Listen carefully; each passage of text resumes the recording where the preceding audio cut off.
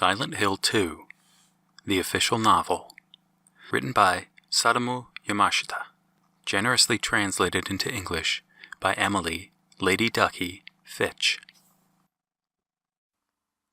Chapter 4, Patient Records. Part 2.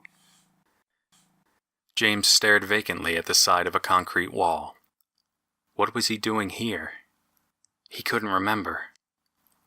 All he knew was that he was in a dark place surrounded by walls. He was certain that he'd been in a hospital. How long had he been here? No answers came to mind. Wait.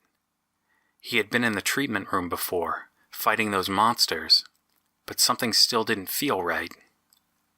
When James opened the door to the ward, it was like the world had completely changed. The worn linoleum was peeling from the floor, revealing the bare concrete underneath. The walls were faded, cracked and dyed red with blood stains. Broken bits and pieces of medical equipment were scattered everywhere, all of it covered in a layer of dust and filth. Brookhaven Hospital had fallen to ruin. James could not even begin to grasp this sudden and jarring change. He could only stand and stare in mute amazement. This was impossible. Have I gone crazy? Is this some insane nightmare? Maria. All thoughts of Laura gone from his mind, James began a steady walk to the third floor, almost like something was pulling his soul there. All he clung to as he traversed the darkened halls was one single idea. If he could find Maria, he could find out if this unsettling situation was something only he was seeing. He could ask her if it was all just an illusion. More than anything, he wanted to believe that this wasn't real. He swung open the door to room S03 to find the bed empty. The only thing that remained was an empty bottle of pills that rested on the bedside table. Was it from the hospital's supply, or was it something she had been carrying with her? James's gaze was fixated on the bottle. He remembered this medicine. It was what Mary had been required to take in large amounts 3 times a day back when she became ill. The fading pain in his chest began to ache again. Did Maria have the same disease? Maria, where are you? In James's mind, Mary and Maria were beginning to overlap, as if Maria was trying to replace Mary. Maybe the last traces of his wife's existence were no match for the need and concerns of a human being who was still alive. After wandering and searching for so long that he lost track of time, James found himself on the ground floor storeroom. Large, rusted pieces of equipment had been crammed into the small space like unwanted garbage. The whole place was narrow enough to feel like it was suffocating him. There didn't seem to be anyone else here. James's shoulders sagged with disappointment. Suddenly, he heard a voice calling out his name. It was like a beautiful sound from heaven, like the song of an angel, so captivating and breathtaking that it could even wake the dead. Heart lightened, James turned around. There was that lovely face he had been pursuing for so long. Mary? I'm Maria, she glared at him, the annoyance plainly visible on her face. Oh, sorry. James shrank away. I guess I was just confused. I don't really know what's going on right now. Anyway, I'm glad to see you're still alive. Are you feeling any better? Anyway? What do you mean, anyway? Do I really mean that little to you? I could have died back there. Where the hell were you when I needed you? All you ever talk about is that dead wife of yours. Is that really all that matters to you? Do you even care what happens to me at all? As the angry questions poured out, Maria looked to be on the verge of tears. James found himself to be overwhelmed by her furious accusations. No, it's nothing like that. Then stay with me. Don't leave me alone again. I understand. I promise I won't leave your side. Then it's okay. I forgive you. Little by little, Maria's temper seemed to melt away. Returning to her usual flirty tone, she said, "Did you find Laura?" "Yeah, but she ran away again." The pesky little girl's prank had given him hell, and he was still bothered by the hospital's grotesque state. Honestly, he was getting sick of looking at it. "Well, that's no good. Now we have to chase her down all over again," Maria said harshly, as if she were scolding James for letting Laura get away. "You know, I'm not sure what it is, but all of a sudden this hospital is giving me a strange vibe. Poor Laura's probably scared stiff." Those words took a burden off of James's mind. So I'm not crazy after all. If Maria can see these strange things too, then it's not just a hallucination. "Yeah, we should get going." James nodded vigorously. "I wonder where a little kid would want to hide around here. Maybe the basement? We haven't checked down there yet." "I thought the same thing, but there's no way to get down there. The elevator won't move, and the door to the staircase is locked, so I don't see how Laura could be hiding in the basement." "Really? I peeked into the basement stairs a little bit ago. I didn't use a key or anything." Maybe whatever had twisted the hospital into its current form had somehow unlocked the fire door as well. If that was the case, then there was only one way for them to go. James and Maria trudged through the decrepit halls toward the basement. Just as Maria had said, the fire door was unlocked. James was positive that the door had been shut tight before, but he kept his mouth shut in an effort to avoid another argument. On the other side of the emergency door was a damp corridor that was infused with a stale, musty scent. It had a secluded atmosphere that didn't fit at all into the hospital setting, and it didn't seem likely that this hall would have been used for transporting deceased patients. Their footsteps echoed dully through the dark, enclosed space, adding to the air of loneliness. As they rounded a corner, a monotonous sound was interrupted by a startled cry from Maria. "James!" A sound James had heard many times before was making its way closer. The harsh, unpleasant sound of something heavy scraping across the floor. "Stay back!" Standing in front of Maria to protect her, James pulled out his gun, prepared for a fight. He knew the gun was a reliable weapon, but after the encounter with the monsters in the treatment room, only 3 precious bullets remained in the magazine. Thinking quickly, James fired the last 3 shots at the approaching creature, taking the opportunity to grab Maria by the hand and run as it recoiled in pain. "Hurry!" As he pulled the panicking Maria through the halls, James could only pray that there was an exit waiting for them at the other end. If the worst should happen, at least he still had the steel pipe to defend himself with. They dashed through the twisting corridor around what seemed like hundreds of corners until their legs ached and their breath came in ragged, terrified gasps. The end was in sight. A tall gray door sat at the end of the hallway, seeming to be impossibly far away. Was it the entrance to a room? Was it a dead end? James's disappointment dissolved when he saw it was actually an elevator, and the door was sitting wide open, beckoning them to safety. "Come on, please work." James ran inside and hit the first floor button. It didn't really matter what floor they went to. Anywhere was better than this. He found that in his frenzied rush, he was repeatedly slamming the button like he was trying to break it, as if pressing it more would make the doors close faster. He scanned over the panel and pressed the button for opening and closing the doors. Instantly, the 2 halves of the door began to slide together. Then suddenly it hit him. Maria was still outside the elevator. James hit the door button again in a desperate attempt to stop the doors from completely shutting her out. "Open, damn it! Open!" The elevator lacked safety equipment, so the cold metal doors continued moving together, heartlessly ignoring James's and Maria's pleas. "James!" Maria begged for help with a bitter cry, having managed to thrust her arm through the gap and into the elevator. Her screams were cut short by the sudden sound of a blade tearing through flesh. "Maria!" Her limp arm slipped through the crack, vanished, and the doors clicked shut.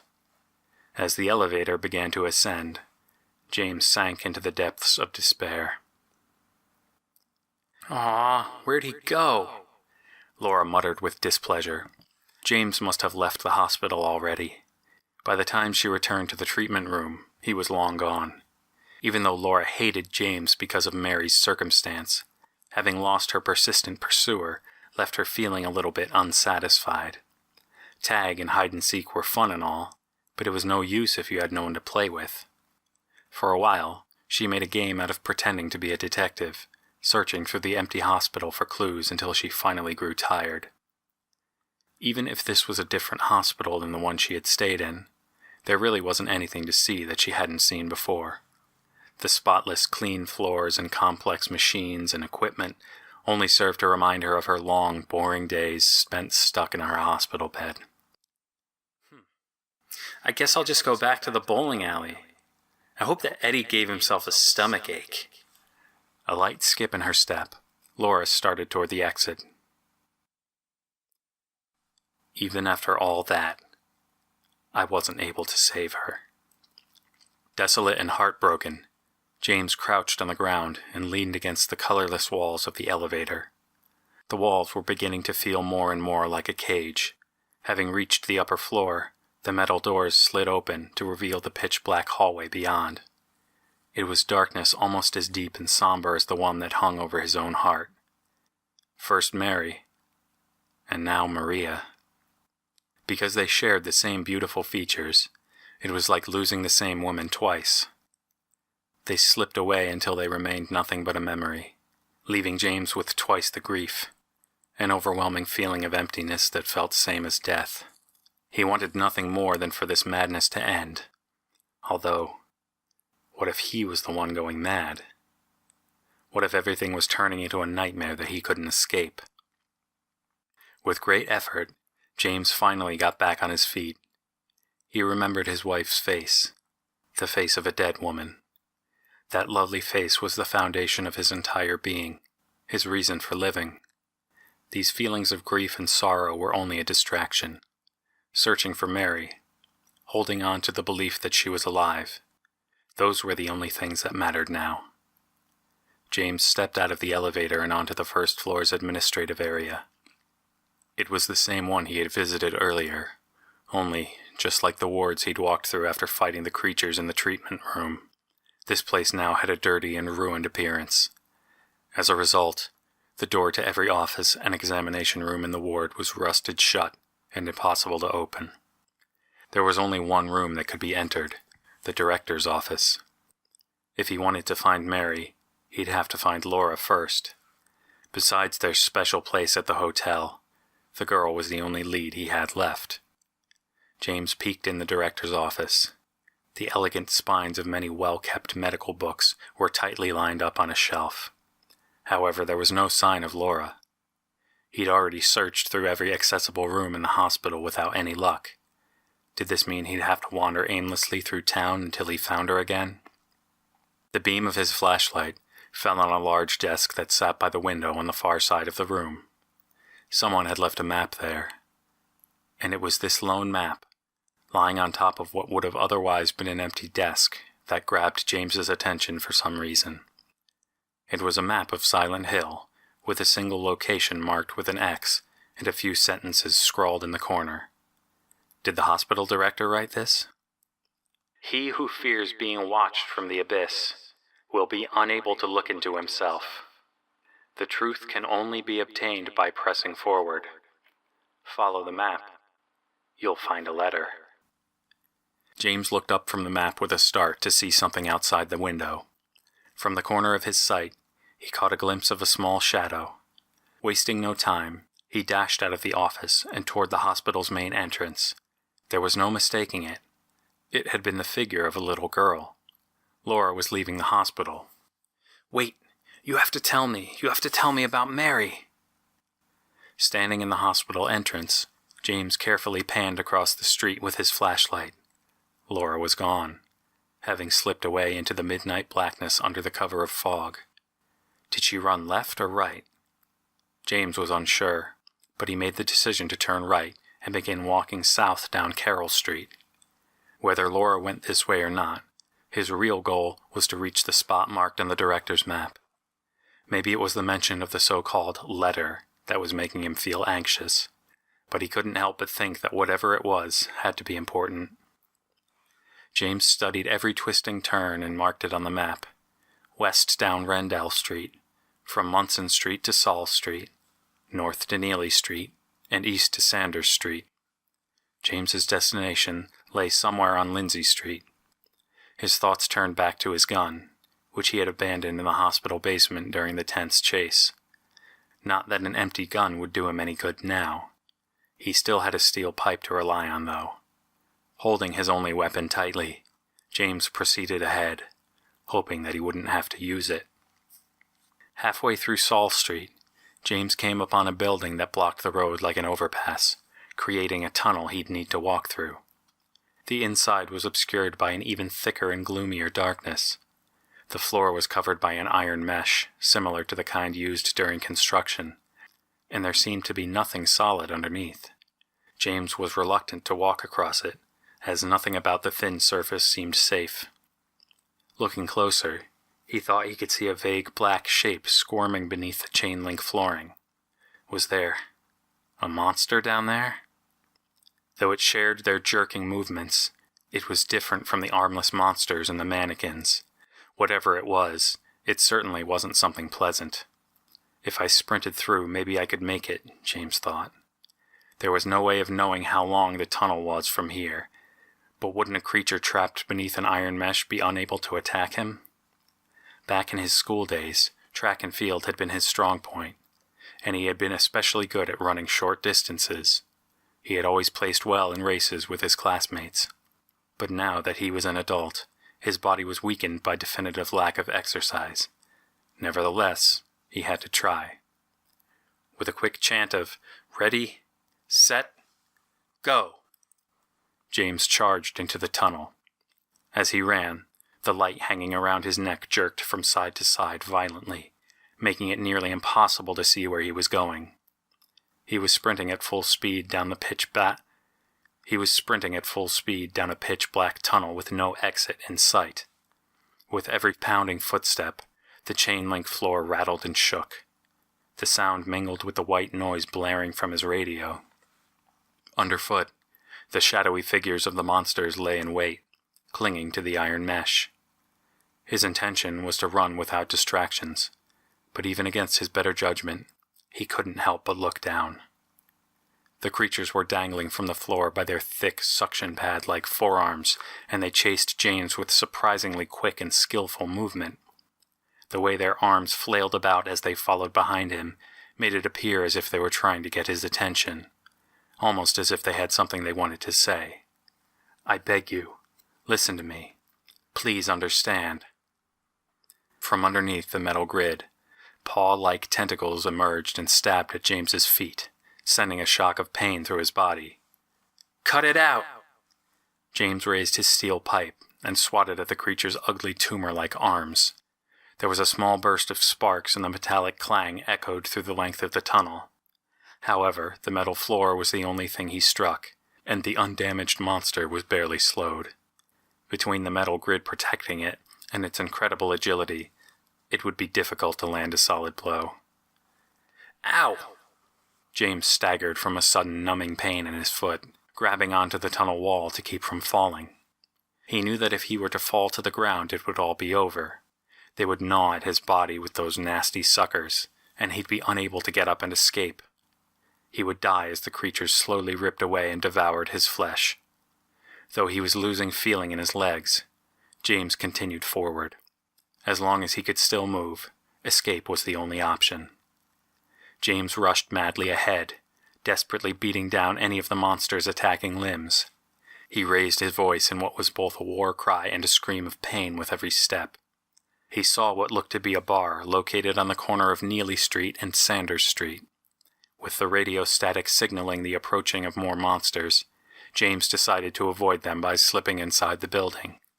He managed to exit the tunnel and burst through the front door just as the pain in his legs was becoming unbearable. Going by the vacant interior, this place had been out of business for some time. There wasn't a single chair, table, booth, or stool to be found. The whole place had an atmosphere of ruin and decay much like the hospital. James fell to the floor, resting his back against the wall, covered in peeling plaster. He shined the flashlight around the room. If there was a monster lurking around, he should have heard it by now. But it wouldn't hurt to take extra care. Apparently, after this bar was closed, it had become a hangout for the local delinquents. Cigarette butts and the remains of marijuana joints littered the floor, and tucked into the corner was a small, ripped-up plastic bag that was stuffed with what appeared to be cocaine. Every available surface, from walls to window panes, was plastered with graffiti and obscenity. Most of the writing was either meaningless nonsense or offensive just for the sake of being offensive. But as he casually scanned over the words, his eyes became nailed to one message. If you want to see Mary, you should just die. But you might be heading to a different place than Mary, James. James stared in stunned silence. There was no way this could be a coincidence. He was gripped by a feeling of sudden nausea, and his head ached like a bell being struck. Breathing became difficult. He felt like he would suffocate if he had to look at those words any longer. The pain in his partially numb legs forgotten, James scrambled to his feet and ran toward the exit. He stumbled and smacked into the door before forcibly tumbling out into the street. He hurried towards Lindsay Street as fast as he could manage in his current state, desperate to put as much distance as possible between him and the bar containing those piercing words. Though he had grabbed the steel pipe without thinking, every last thought of fighting monsters or keeping himself safe had completely vanished from his mind. He didn't care about how defenseless he was, rushing out into the open. He just kept running, eyes firmly fixed on his goal as he wandered through the darkness. The spot indicated on the director's map was a surprisingly ordinary-looking house. As the map promised, a letter sat on the stairs out on the front entrance. Or perhaps you're a fool, as truth usually betrays people. Part of that abyss is in the old society. The key to the society is in the park, at the foot of the praying woman, inside of the ground, inside a box. My patient buried it there. I knew, but I did nothing. It made me uneasy to have such a thing near. I wasn't looking for the truth. I was looking for tranquility. I also saw that thing. I fled, but the museum was sealed as well. Now no one dares to approach that dark place. If you still do not wish to stop, James, I pray to the Lord to have mercy on your eternal soul. James read the letter countless times, but none of the words seemed to register, as if he had lost the ability to read them. All he could do was stare blankly with his apathetic expression at the jumble of meaningless sentences. Laura waded through the milky white fog.